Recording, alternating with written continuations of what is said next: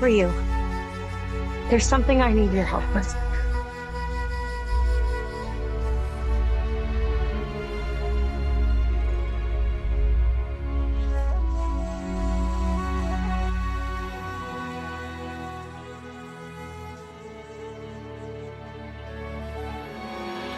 What if Ninja Gaiden 4 doesn't just bring back brutal combat, but tells a story so personal it redefines everything we thought we knew about Ryu Hayabusa?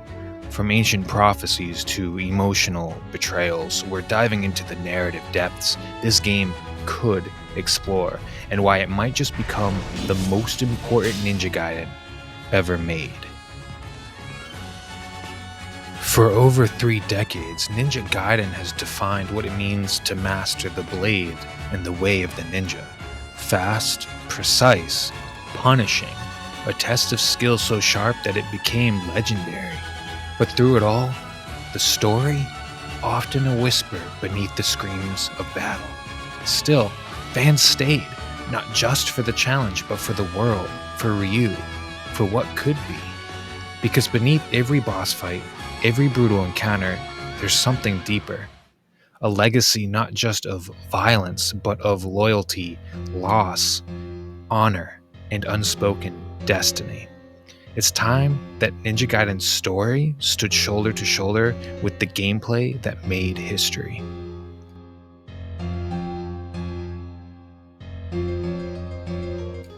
Ryu Hayabusa. The name alone commands fear, respect, and reverence. But behind the mask is a man burdened by bloodshed, a warrior who's lost more than he's ever spoken. What does peace look like for someone who only knows war?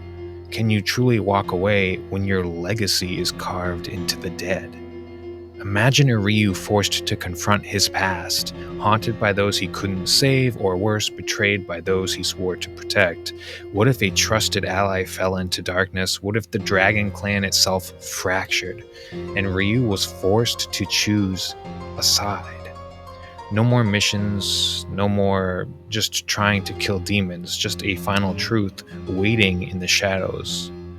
We've seen the stoic ninja, the unstoppable force, but maybe, just maybe, it's time to meet the man deep behind the mask. Because when the sword is finally sheathed, what's left of Ryu Hayabusa? What's more, beyond Hayabusa himself, the world of Ninja Gaiden has always hinted at something bigger, something ancient, buried, forbidden. We faced fiends, gods, and demons, but who made them? What came before? And what's still waiting beneath the surface? As well as the history of the dragon lineage is often mired in secrecy. What if the dark dragon blade was only a shard or a broken piece of a weapon forged in the fires of a forgotten world? Imagine ruins deeper than Tyron, temples swallowed by time, symbols no dragon ninja has ever dared translate. What if rival clans had been watching Ryu from the shadows, not as enemies, but as the final obstacle to a prophecy? And what if the greater fiends weren't the true threat at all? We've seen the edge of the world, but Ninja Gaiden 4 could take us beyond that edge. And just because it's from the perspective of Yakumo, doesn't mean this can't be true. From Yakumo's perspective, we might see things we've never seen before. In Ninja Gaiden, though, the gameplay has always come first, and how can we introduce these new story elements without losing its identity? I mean, at the end of the day, our story is every slash of the blade, but what if the game finally knew those slashes and told them through its story? Imagine enemies who remember your mercy or your wrath, bosses who fight differently depending on who you spared or destroyed. What if the spirits of fallen Dragon Clan leaders appeared mid-battle, warning you, judging you, guiding you? Imagine Ryu's father dying in Ninja Gaiden 4, and this still yet is part of his redemption or revenge. What if cutscenes weren't just triggers, but reactions, moments that shift based on your path, your choices? Or maybe perhaps there comes a time where you need to choose the Yakuma way or the Hayabusa way.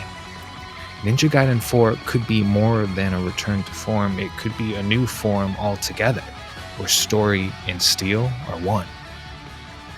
This isn't just another sequel, it's not a comeback. Ninja Gaiden 4 very well may be a reckoning. Ryu Hayabusa has carried this legacy alone for so long, and if Ragebound has taught us anything, it's that we also love these new characters.